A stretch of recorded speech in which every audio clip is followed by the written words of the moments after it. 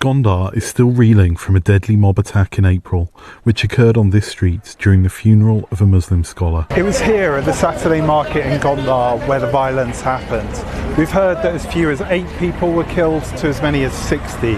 Some say it was just Muslims that were killed, others say it was Christians too.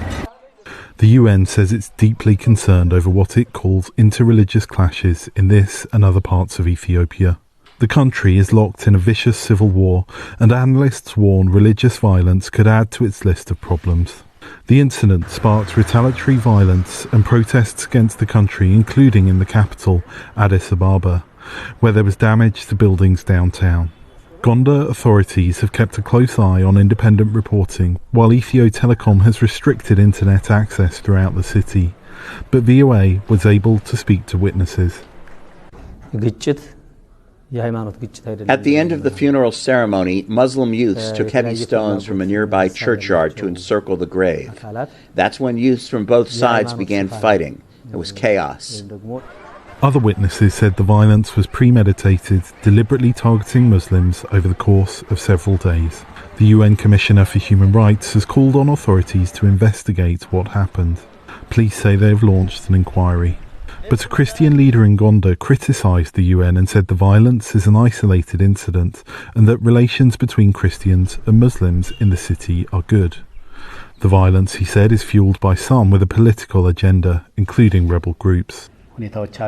As the Ethiopian Orthodox Church, we believe that the conflict has literally been imported from somewhere else, using religion as a coverage. External forces, particularly those forces who have political interests, are behind the conflict. A Muslim leader, however, says the violence has been brewing for years. There have been signs since 2016 that we identified and reported to all concerned government offices. Improper religious teachings, preaching that some religious institutions superior to others was one side. There was graffiti on local taxis that dehumanized people. A representative of the Ethiopian Orthodox Church in Gonder said there may be rogue preachers who engage in this kind of rhetoric, but they are not representative of the institution. One analyst says the Gonder conflict may be linked to both regional and religious identity. The Amhara region, where Gonder is situated, has seen a recent surge in ethnic nationalism. You know, it's interesting when it comes to the Amhara region.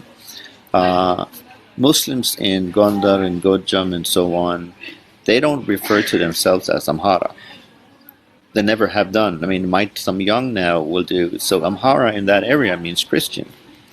And I think that's an important part when it comes to how complex ethnic identity is.